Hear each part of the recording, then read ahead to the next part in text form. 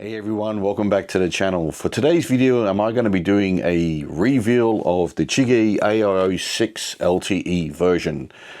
I have received this device quite some time ago from the guys at 10X just to try its functionality, to see how I like it and what the features of it is as well.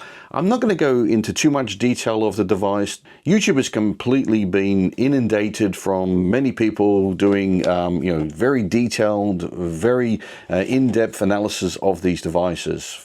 I met up with 10X, specifically Mr. Chigee, at the Hakuba event last year, and he said, listen, what I'm going to do is I'm going to loan you this device like I did with the 5-inch, give it a review, give it a quick walkthrough. What I'm going to be doing today specifically is, for me, is being a content creator, is I'm going to be looking specifically at the connectivity of devices which are, non-specific to Chigee, which is a GoPro, and also like an Insta360. When I met up with Shigeta-san, he said to me, DJI has not been enabled yet via the API. I did a quick firmware version upgrade this morning to version 1.8.8. It has now also been enabled for the DJI device as well, which is great for me because I can then connect to these devices I've got then situated on the motorbike to be able to then control them, turning them on and off. So quickly to go through a whole flurry of the specifics of the device, it has a 2000 nits capability when it comes to the screen. On smaller screens, that's easily achievable. So not to discourage anyone, but on a large screen television screen that you have at home, it's maximum of 1000 nits. So because it is a smaller device, it's easier to achieve that, right? So no misconceptions about that. It's like, wow, I mean, there are other devices out there that probably do equally as much. I think that one of the competitors that I'm currently using at the moment is also quite bright. But I'm going to be testing this today during the sun. A very sunny day here in Tokyo today, specifically around about lunchtime when I head out on the motorbike. I want to see how it performs from that perspective as well, right? So that's great to see that as well, right? Also, it is a 6-inch screen. I have been using in the past, a 7-inch screen from a competitor of Chigee. I'm in agreement with a lot of people on the internet. I think 7-inch is just way too big. I think the real estate sitting in front of you, I feel that it's just too much. I think 6-inch is the sweet spot when it comes to TFT sitting in front of you, right? One of the great features from this is it also has TPMS built in, tire pressure management system. That's something that I really enjoy, really like. My motorbike has it built in by default, the R1300 GSA. Not really an issue for me, but it also has that built in as well, right? Previously on my 1250, I didn't have that, so that's a real advantage as well. IP69K rating when it comes to any water intrusions whatsoever, so interchangeable between motorbikes. So what they did, they sent me the bracket, which is great. I really appreciate that, the guys from 10X.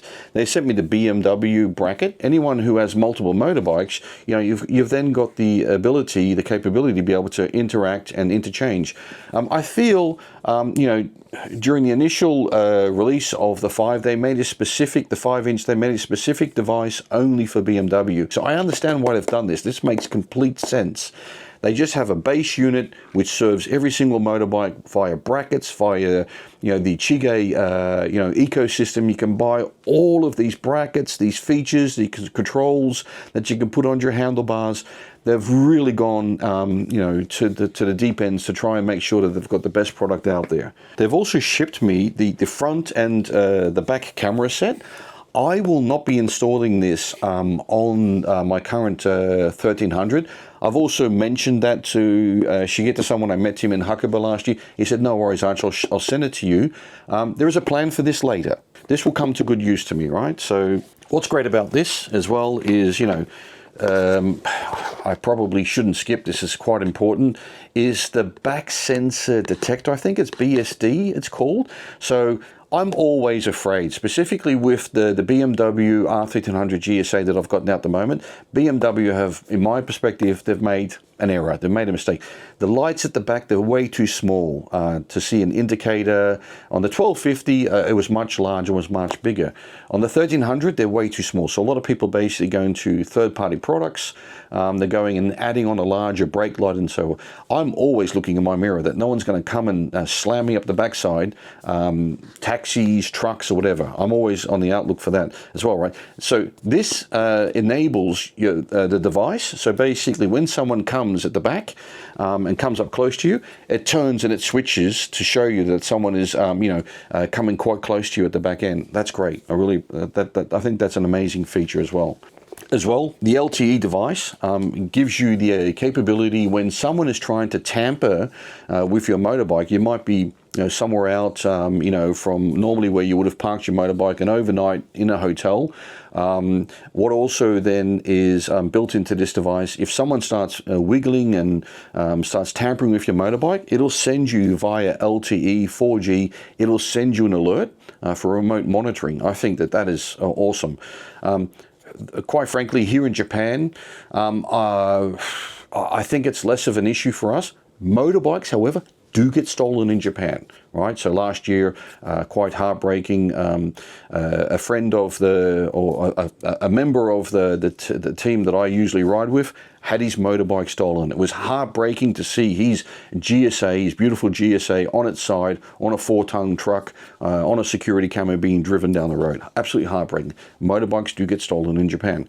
However, what's great about this is, the device will send you an alert. You need to keep it obviously connected to your motorbike overnight. Securely lock. You can lock this on your motorbike as well, and you can see then by the camera then being enabled that someone is basically wiggling on your device, right? So that's great as well. As I mentioned, this is the point, right? So what I wanted to do, I want to try and test today, see whether or not I actually can connect via Bluetooth to a GoPro. You all would have known that, me at the moment, I'm using DJI cameras, microphones, just because, we all know, anyone who owns a GoPro, those batteries, I mean, they expand, they've got issues with that. You don't have that with DJI, right? DJI, they run for an hour and then they turn off, shut down, they've got a great charging. This is not about DJI, this isn't about cameras. Anyhow, this is, for me, this is the real point that I wanted to check, right? I'm using these older GoPros that I've got. I'm using them elsewhere on the motorbike. I can control it.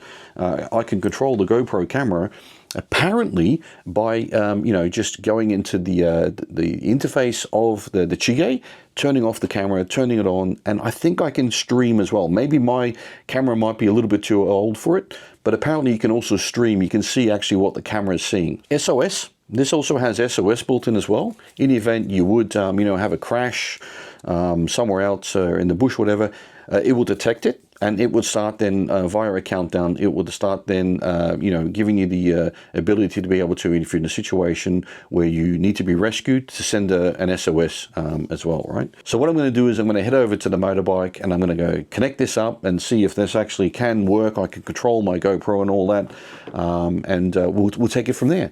Right, so why don't we head out to the motorbike? Just stopped here on the side of the road. You've got that here in Japan, the DFS functionality. This is, I think you used to be able to click on that. This is a countdown timer here in Japan. It scans the perimeter for radio frequencies and signals. I think it's like a regulatory requirement. No Wi-Fi and everything will work until the countdown. So I've got to patiently wait for this to count down. Cool. We are connected to the device, as you can see, right? So we've got all of the functionality here, as you typically would. All of my applications are there. You can see they're all working, they're all online. Now, the biggest thing for me is I was quite interested in the capability to be able to connect a action camera, right? So as far as I understand, how do you do that is you go into settings, system setup, you go into peripheral, and then you go into action camera control. I have played around with the GoPro, so I'm going to delete that. So what I'm going to do is now is I want to fire this up, because I am, obviously a DJI guy, not really much of an GoPro guy anymore. So camera pairing, I want to connect the DJI camera start pairing. So this is the B-roll camera. I know for sure that that is. Let me just make sure I get any messages here on the back. Accept. Enter.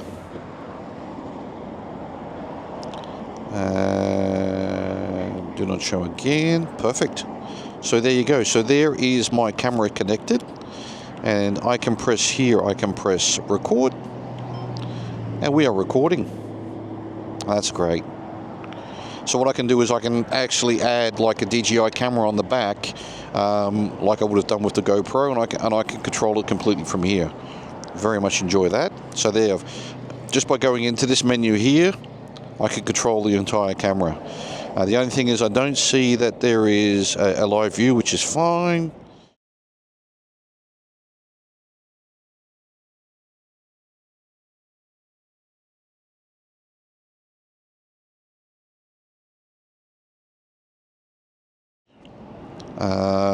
Yep, and here's the main menu. Perfect. All of my applications, and I want to go to BMW Motorrad. I love this keyboard. Motorrad Haneda. 7 minutes to get there. Off we go. Go. Wow, the screen is so reactive to the touches. I really enjoy that. The screen is amazing. Right, let's put the side stand up. Let's head over to Haneda.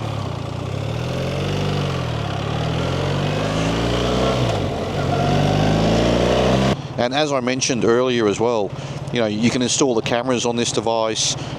If anyone basically nudges your motorbike while it's in a stationary position, while you're sitting in the hotel, you get an alert on your telephone via the application that someone is messing around with your motorbike, and it records that as well. Obviously, depending upon where the individual is situated, the front or the back of your motorbike.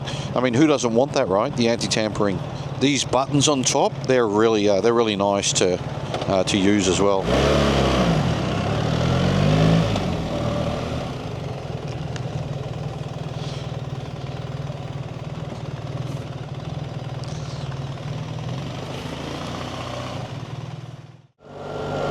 My God, if you look at the screen, I mean, I've got that sun directly behind me now.